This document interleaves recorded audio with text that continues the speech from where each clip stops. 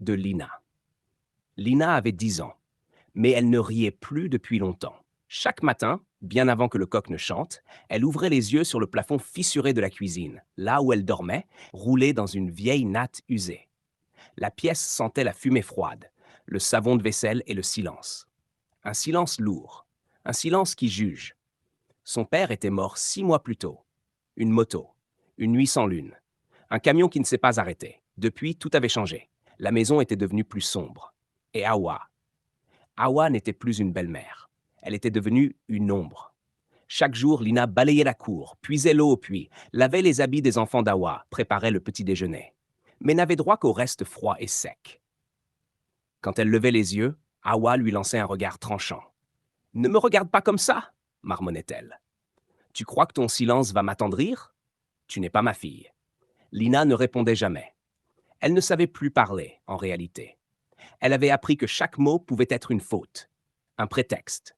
Elle portait toujours la même robe bleue, délavée, trop courte pour elle. Ses cheveux étaient souvent mal peignés, ses mains abîmées, ses yeux éteints. Elle n'avait pas d'amis.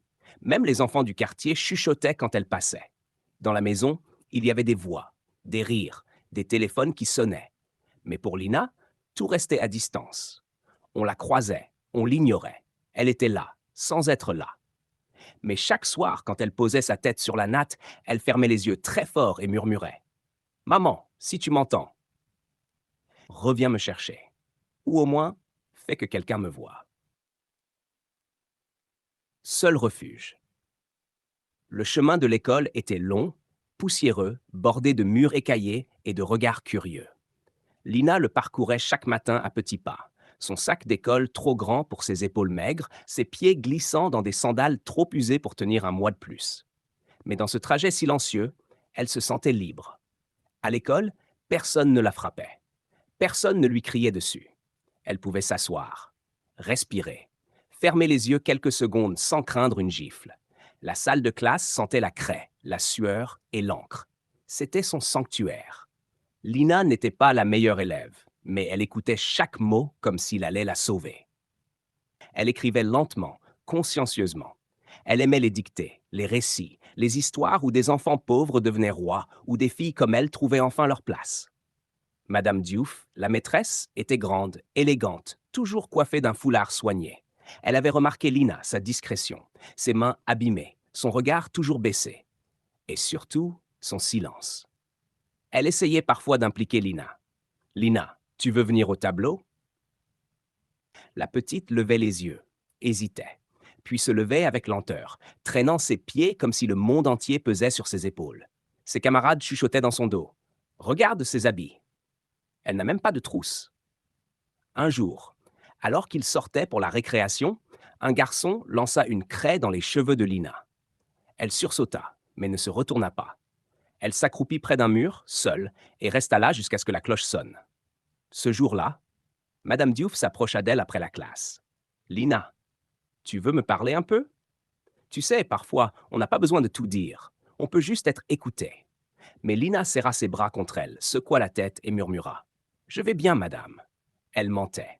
Mais c'était le seul mensonge qu'elle savait encore dire. La gifle et la fuite.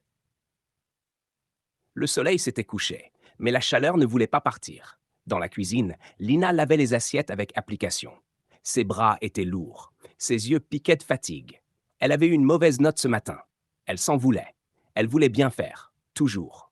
Awa, elle, était assise sur une chaise basse, près du feu, en train d'éplucher les légumes pour le lendemain. Elle surveillait, comme toujours. Et puis, dans un moment de distraction, Lina laissa échapper un verre. Il tomba, se brisa. Le son résonna dans la pièce comme une bombe. Awa se leva d'un bond, d'un seul coup. Espèce d'ingrate. Tu veux casser ma maison? C'est ça? Lina tremblait. Elle ramassa vite les morceaux, les yeux au sol, murmurant: Pardon? Pardon? Mais Awa s'approcha et la gifla, fort, brutalement, sans retenue. Le choc fit vaciller Lina. Sa joue brûlait. Le monde semblait s'être arrêté. Tu veux que je t'envoie au cimetière avec ton père? Cria Awa. Ces mots-là. C'était trop. Lina ne répondit pas. Elle sortit, lentement, sans un mot, pieds nus. Elle traversa la cour, contourna la maison et alla s'asseoir derrière le grand manguier, là où personne ne la cherchait jamais. là où elle avait enterré une fois un oiseau blessé qu'elle avait trouvé à l'école. Elle s'assit, le dos contre le tronc, les bras autour des genoux, et elle regarda le ciel. Il n'y avait pas d'étoiles, juste une nuit lourde, vide. Et dans cette nuit, elle murmura: Maman, si tu m'entends, viens, ou envoie quelqu'un. Je suis fatiguée, tellement fatiguée. Elle resta là, longtemps, jusqu'à ce que le vent devienne froid, jusqu'à ce que ses paupières tombent. Et pour la première fois depuis des semaines, elle s'endormit sans que personne ne lui dise ce qu'elle devait faire. Une oreille qui entend. Le lendemain matin, Lina arriva en retard à l'école. Elle marchait plus lentement que d'habitude. Sa joue encore rouge était cachée sous une écharpe trop large pour la saison. La douleur était là, sourde, mais ce n'était pas la pire. C'était l'humiliation, l'épuisement, le sentiment de ne plus être une enfant, mais une ombre. Madame Diouf l'observa dès l'entrée. Elle reconnut ce regard, celui des enfants qui se battent pour survivre, mais qui n'osent rien dire. À la fin de la classe, elle demanda à Lina de rester. Tous les autres élèves sortirent. Le silence se posa dans la salle, doux et grave. Lina, dit-elle doucement. Tu veux t'asseoir? La petite hocha la tête. Elle s'assit, mais ne parla pas. Elle fixait le sol. Ses doigts tremblaient sur le bord de la chaise. Madame Diouf ne la pressa pas. Elle s'agenouilla à sa hauteur, posa une main rassurante sur son bras. Je sais que tu n'as pas envie de parler, et tu n'es pas obligé. Mais sache une chose, je te vois. Tu n'es pas invisible ici. Un frisson parcourut Lina. Ces mots « je te vois », c'était la première fois qu'un adulte les lui disait. Ce jour-là, la maîtresse alerta la direction, puis les services sociaux. Quelques jours plus tard, une assistante sociale entra discrètement dans l'école. Elle portait un cahier et un grand sac en cuir. Elle observa Lina durant la récréation. Elle ne dit rien tout de suite. Elle attendit un moment calme, un moment à deux.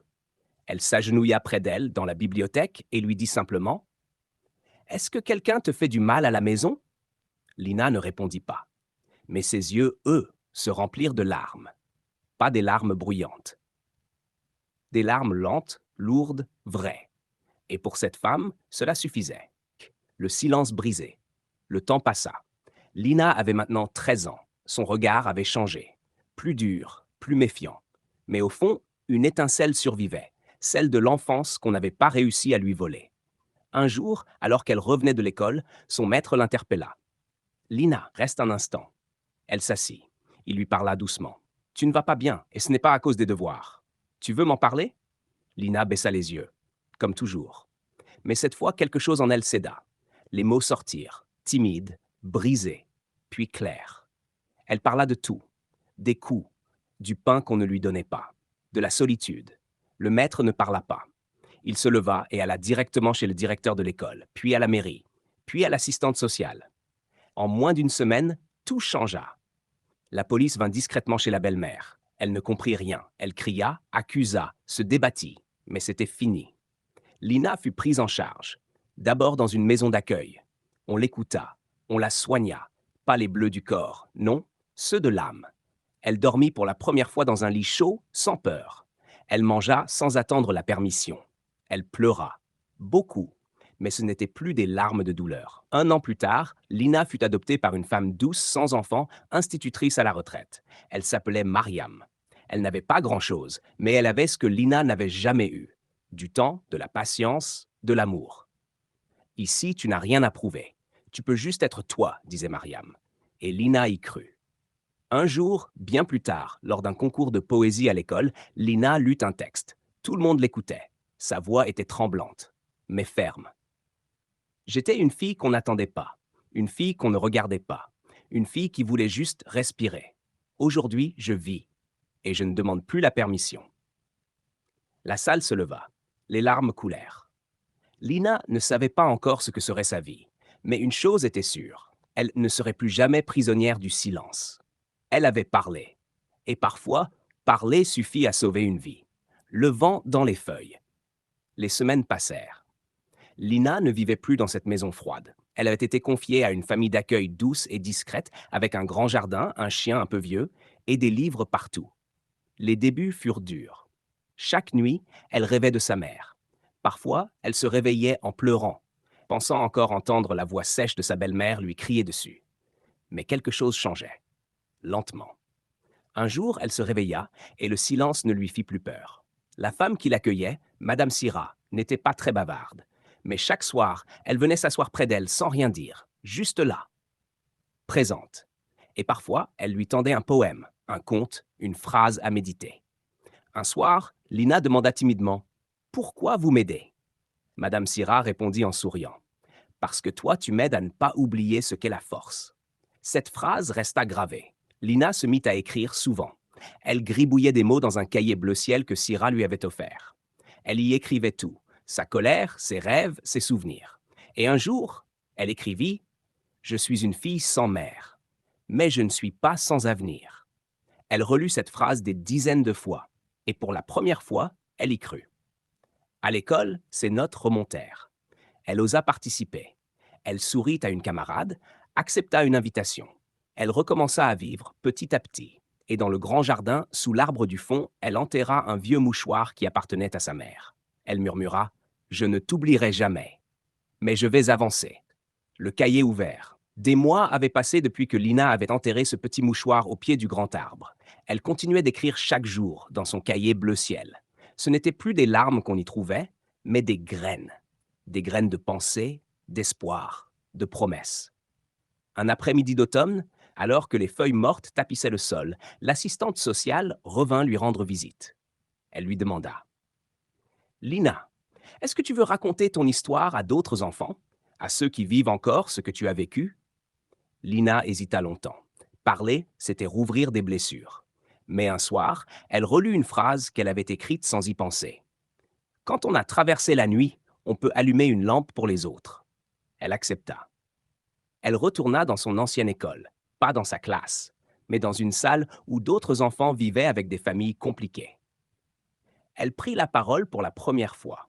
Elle raconta sans haine, sans pleurs, juste avec vérité. Elle parla de sa mère disparue, de sa belle-mère cruelle, de la cuisine où elle lavait les assiettes en rêvant d'un monde meilleur, de l'arbre sous lequel elle avait retrouvé sa voix. Les enfants l'écoutaient, les yeux grands ouverts. Un garçon leva la main. Et aujourd'hui, t'as encore peur? Elle sourit doucement. Parfois, oui, mais maintenant, je sais que la peur ne me définira plus. À la fin, une fille lui tendit un petit papier. C'était un dessin, une maison avec un grand jardin, et au centre, une fille qui souriait, entourée de lumière. Il y avait écrit: Tu m'as donné de l'espoir. L'arbre aux lettres. Lina avait grandi. Elle avait maintenant 17 ans. Son visage s'était affiné, mais ses yeux gardaient cette intensité douce, forgée dans le feu des épreuves. Elle vivait désormais chez une famille d'accueil bienveillante, une maison simple, avec un jardin, une table ronde pour les repas, et surtout, une paix qu'elle n'avait jamais connue auparavant. Mais chaque dimanche, elle retournait seule au parc de son enfance, celui où se trouvait l'arbre. Il avait grandi lui aussi, plus large, plus solide, comme s'il avait voulu l'accompagner, lui dire: Je suis là, je t'ai toujours vu. Ce jour-là, Lina avait apporté un sac. Dedans, des dizaines de petites lettres qu'elle avait écrites, à des enfants inconnus, à ceux qu'on ne croit pas, à celles qui n'osent pas parler, à ceux qui pleurent en silence dans leur lit. Elle les accrocha aux branches, une à une, avec de petits rubans colorés. Chaque lettre commençait par «À toi qui crois que personne ne t'écoute» et se terminait par «Je ne te connais pas, mais je te crois et je te vois». Des passants s'arrêtaient, touchaient les lettres, les lisaient, certains pleuraient. Une vieille dame s'approcha. C'est toi qui as écrit tout ça? Oui, répondit Lina. Tu sais, j'aurais aimé trouver une lettre comme ça, moi aussi, quand j'avais ton âge. Lina la serra doucement dans ses bras. Le soir, elle resta seule sous l'arbre. Le soleil tombait lentement, dorant les feuilles et les rubans. Une brise légère faisait danser les lettres. Et Lina, assise au pied du tronc, regardait le ciel. Elle pensa à sa mère. Elle pensa à la petite fille qu'elle avait été. Et elle murmura: Tu n'étais pas oubliée. Tu étais en moi. Et maintenant, tu es partout. Le dernier tiroir. Un matin d'automne, alors que les feuilles rouges couvraient le sol, Lina reçut un appel inattendu. Sa belle-mère Mariam était gravement malade. Elle était hospitalisée à quelques kilomètres de là. Personne ne venait la voir. Personne sauf Lina, que l'hôpital avait retrouvée grâce à une ancienne adresse. Lina passa des heures à hésiter. Elle relut certaines de ses lettres. celle qu'elle avait écrite aux enfants maltraités, celle où elle écrivait « Pardonner, ce n'est pas excuser, c'est se libérer ». Alors, elle prit le bus. L'hôpital était calme, trop blanc, trop silencieux. Mariam était là, amaigrie, les cheveux courts, le visage durci par les années. Mais dans ses yeux, plus de violence, juste de la fatigue, et peut-être un peu de honte. Quand elle vit Lina, elle détourna les yeux. « Je ne suis pas venue pour te faire plaisir, » dit Lina. « Je sais, » murmura Mariam. « Je suis venue pour moi. » Un long silence. Puis Lina reprit. « J'ai mis des années à me reconstruire. Et tu sais quoi? Ce que tu m'as fait ne me définira plus. »« Tu es forte, » dit Mariam. « Non, je suis vraie. C'est plus important. » Mariam tendit une main faible. Lina la regarda, hésita, puis la prit. Pas par amour, par clarté, par humanité. « Je n'ai jamais su aimer, » dit Mariam. « Moi, j'ai appris à aimer en me déliant de toi. » En rentrant, Lina ouvrit une vieille boîte qu'elle avait gardée sans l'ouvrir depuis l'enfance. Dedans, une photo d'elle enfant, un petit carnet et un mot griffonné à la hâte par sa mère biologique avant de mourir. « Tu mérites d'être aimée, petite flamme. » Elle pleura. Pas de tristesse, de soulagement. Ce qu'elle a laissé. Des années ont passé. Lina vit désormais dans une petite maison entourée de plantes. Pas riche, pas luxueuse, mais vraie. Elle y accueille parfois des enfants cabossés par la vie. Pas pour leur dire quoi faire, juste pour écouter et leur dire ce qu'elle aurait aimé entendre. Tu n'es pas une erreur, tu es une promesse. Un soir d'hiver, une adolescente en fugue frappa à sa porte. Elle s'appelait Naïma. Yeux pleins de colère, peau pleine de bleu, cœur plein de rage. Lina lui fit du thé, lui offrit une couverture. Naïma ne parlait pas. Alors Lina parla à sa place. Moi aussi j'ai été invisible. Moi aussi on m'a dit que j'étais un fardeau. Mais aujourd'hui je suis debout. Et toi, tu peux l'être aussi. Pas pour les autres, pour toi. Naïma baissa les yeux. Les larmes coulèrent. Elle dormira là cette nuit, comme Lina l'avait fait autrefois dans un abri qu'on n'appelait pas encore maison. Quelques jours plus tard, Lina retrouva une lettre dans son tiroir. C'était celle qu'elle s'était écrite enfant, qu'elle n'avait jamais osé relire. Elle disait simplement « Si un jour tu deviens grande, n'oublie pas que tu as survécu pour aimer. » Et Lina avait aimé, pas comme dans les contes, mais avec tendresse, avec force, avec vérité. Aujourd'hui, Lina n'est plus là. Son cœur s'est arrêté un matin de printemps, paisiblement. Sans regret, elle n'a pas laissé de testament. Mais partout dans sa maison, sur des papiers éparpillés, on retrouvait ces phrases qu'elle murmurait souvent. Pardonner, ce n'est pas oublier, c'est choisir la paix. On ne guérit pas pour être parfaite, on guérit pour être libre. Je suis une fille de personne, mais je suis quelqu'un. Son histoire s'est arrêtée, mais sa lumière continue, dans les mains de celles qui la lisent, dans les voix de celles qui osent enfin dire « moi ». Moi aussi j'ai été Lina.